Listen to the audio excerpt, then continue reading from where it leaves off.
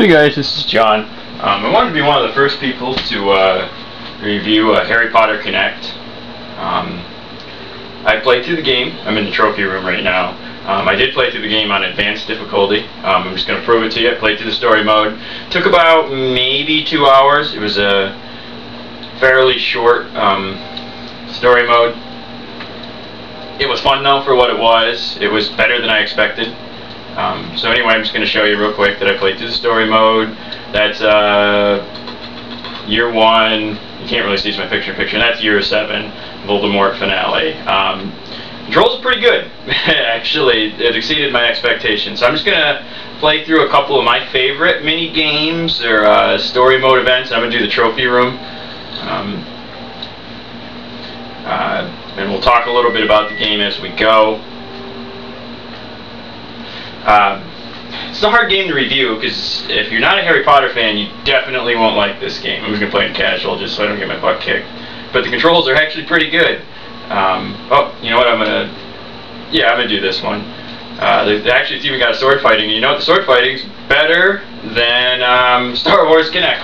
Go figure, right? Yeah, sword play is pretty much 1-to-1. Why Star Wars Kinect wasn't like that? It could have been, I think. The developers basically didn't want you to look like an idiot, and so they kind of masked the motions. But anyway, let's watch. So I'm going to take on, I think he's the Basilisk in 2.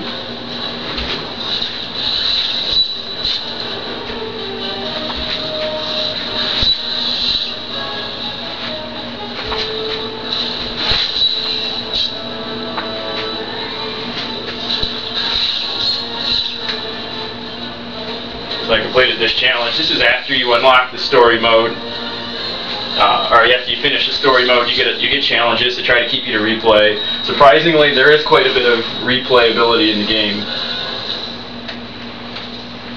So there you go on that. Alright, so that was, just a quick game. A lot of these games are quick, but they are usually more in depth. That was actually just one part of the fight against the Basilisk in the story mode. So, anyway, I'm going to go back and I'm going to see if I can relive some of the story mode. Because I'm sure you guys want to see the wizard duel, and I want to show you one wizard level. There's a lot of variety in the games, but some of them feel very much like Kinect adventures. So those ones were they were fun, they were responsive, but they were disappointing. Ooh, I almost don't want to be honest with you. I almost don't want to play on a real difficult level, but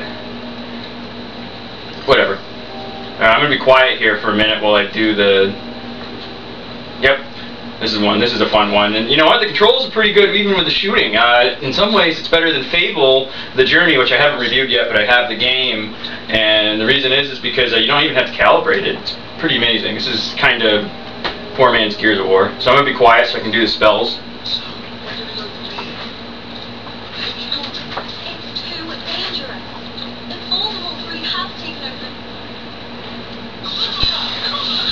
Expelliarmus.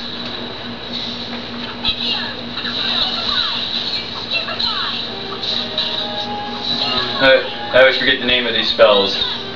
So.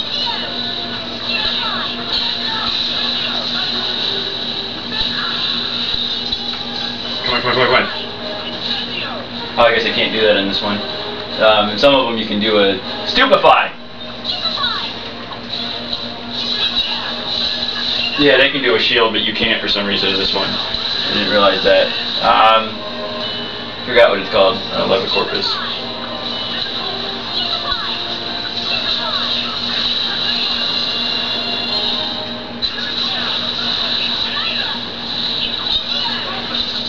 But yeah, I mean, it's pretty accurate where you're aiming. Incendio!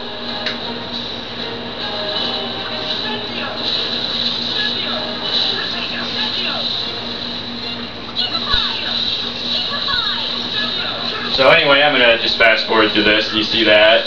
I just want to show you a couple game modes. You can see that the spell castings work. You can do gestures if you don't know the names. I'm honestly not a big I'm a Harry Potter fan, but I don't know the spells. I mean, I'm not that big of into it. I've read some of the books. I haven't finished with the books.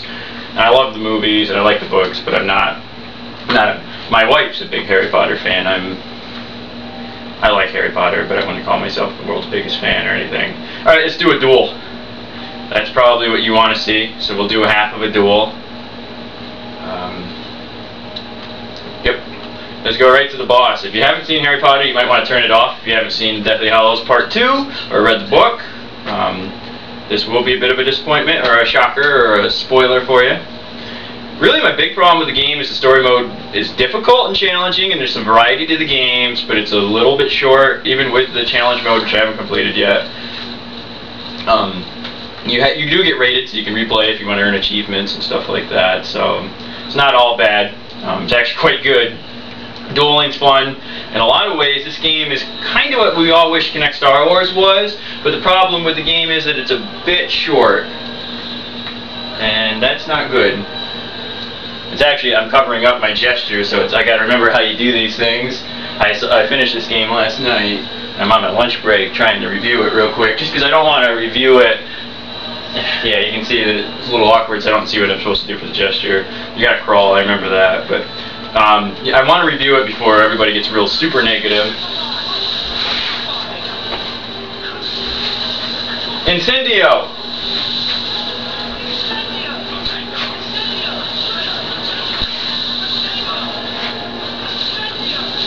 Expelliarmus!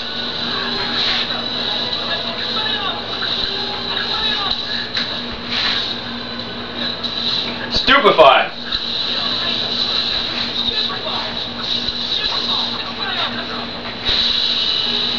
So you gotta basically try to keep your beam level with him. I like this, and this happens kind of at random times and then towards the end of the battle. I'm not going to go all the way through the battle here with Voldemort. It's a fairly lengthy battle, the last one anyway. You do battle Voldemort twice, probably as you would expect.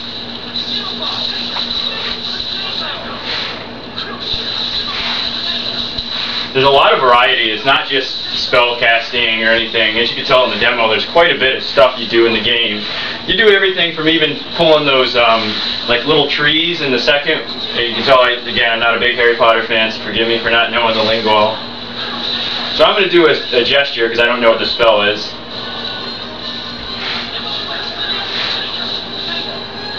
And once I hit him with this, I'll probably stop. You can kind of see how it works. What the heck? Oh, I froze him. See, I'm doing the gestures. You don't have to do the voice command. Yeah, Voldemort. But anyway, you got your Protego, and it reflects spells. There's quite a bit of wizard duels. I really like that. I always felt like Star Wars Kinect could have had more of that. This one has probably more of the duels, and they actually feel a little better than duel mode in Star Wars Kinect. A lot of ways this is better, and in a lot of ways this is worse. The big thing is there's no main campaign. I mean, you just go years through 7, but they're all kind of mini games. They're split up with variety. Some of them are very much like Kinect Sports or Kinect Adventures. Let me show you a Kinect Sports-like mini game. And I didn't like this one, by the way.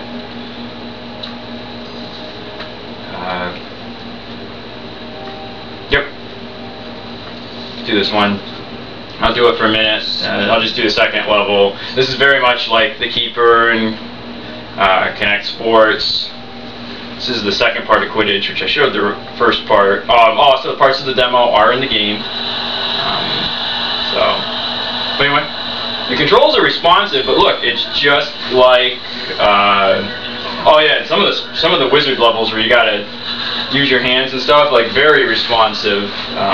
Controls are great in this game for the most part, really exceptionally well done, but they really knew what the Kinect's great at and what the Kinect maybe not so good at, and they really used it to their full advantage.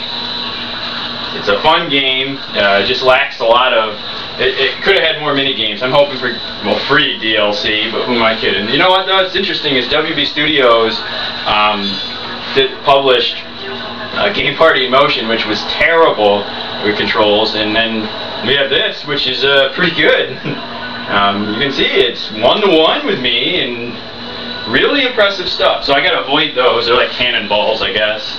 So I'm just gonna go through the first 2 levels. Ooh, you know what? I got smacked there. Not easy, believe it or not. I had a hard time getting through this part. Ooh. As you can see, I'm down to 1 heart. I might fail. Now, obviously, I have gotten through it, but I'm not going to lie to you and tell you that it was easy. So I'll just get through the first 2 parts. There's 3 parts to this. A lot of fun. There's kind of like a light gun style game in one. There's a lot of variety in the mini games. Some of them, like I said, Kinect Adventure is a little too much, but you jump, dodge. You kind of got an idea of that in the demo. Fortunately, there aren't too many games in like the demo in the game. So I'm going to just do one more. Let's see. Yeah, I'll just do this one, and then I'm going to give you a final score. And the presentation, as I said, fantastic. It does not have the main voice actors. When you go through the credits, you'll realize that some of them do a decent job of imitation, some of them not so good. So, yeah, it goes through a lot of the scenes in the movie. The game's pretty short though, story mode, and that's the only thing that really holds it back. And some of the mini games don't have as much variety as others. And even this is kind of a repeat of one in year 3.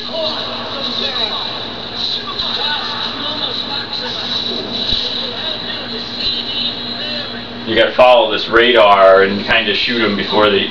Oops. Some of them you don't have the ability to do spells, so it's another stupefy. But you do lean to move around. Almost all the games appear to be, actually all the games do appear to be on rails. They are fun for what they are.